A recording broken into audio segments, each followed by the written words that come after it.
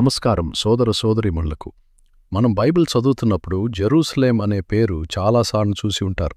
కానీ ఈరోజు మనం మాట్లాడేది జెరూసలేంలో ఉన్న ఒక చాలా ప్రత్యేకమైన స్థలం గురించి. అదే వైలింగ్ వాల్, తెలుగులో అంటే విలాప గోడ. వైలింగ్ వాల్ అంటే జెరూసలేంలో ఉన్న ఒక పురాతన రాతి గోడ. ఇది సుమారు 2000 సంవత్సరాల పైగా నిలబడి ఉంది. ఇది రాజు సొలొమోను కట్టించిన మొదటి దేవాలయానికి కాదు, కానీ తర్వాత హేరోదు కాలంలో నిర్మించిన రెండవ దేవాలయం యొక్క పశ్చిమ భాగపు గోడ, అంటే టెంపుల్ మౌంట్ యొక్క రీటైనింగ్ వాల్. క్రీస్తు శకం 75 సంవత్సరంలో రోమన్లు జెరూసలేంను ధ్వంసం చేశారు. యేసు ప్రభు చెప్పినట్లే లూకా 21:6లో ఆయనన్నారు, ఈ రాళ్లు ఒకటిపై ఒకటి నిలువకుండా పడగొట్టబడతాయి. అది అక్షరాలా నెరవేరింది. కాని ఈ గోడ మాత్రం మిగిలింది. వైలింగ్ అని ఎందుకన్నారు?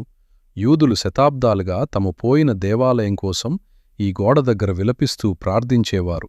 అందుకే దీన్ని వైలింగ్ వాల్ అని పిలుస్తారు. వారు ఇప్పటికీ గోడ సందుల్లో చిన్న కాగితాలపై ప్రార్థనలు రాసిపెడతారు. క్రైస్తవులకు ఇది ఏం చెబుతుంది? సోదరులారా, ఈ గోడ మనకు 2 గొప్ప సత్యాలు చెబుతుంది. మొదటిది, దేవుని వాక్యం ఎన్నటికీ వ్యర్థం కాదు. యేసు చెప్పిన ప్రవచనం అక్షరాలా నెరవేరింది.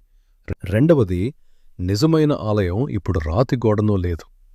1 కొరింథీలు 3:16 చదవండి. మీరే దేవుని ఆలయమని మీకు తెలీదా? దేవుని ఆత్మ మీలో నివసిస్తున్నాడు. యేసు ప్రభు ద్వారా మనకొక కొత్త ఆలయం వచ్చింది. అది మన హృదయం. ఈ గోడ చూసినప్పుడు మనకర్థమవుతుంది, మానవ నిర్మాణాలు పడిపోతాయి, కానీ దేవుని వాక్యం శాశ్వతంగా నిలుస్తుంది. ఈ వీడియో నచ్చిందా? అయితే లైక్ చేసి, షేర్ చేసి మన ఛానల్ను సబ్స్క్రైబ్ చేయండి. దేవుడు మీకు దీవెన చేయగాక.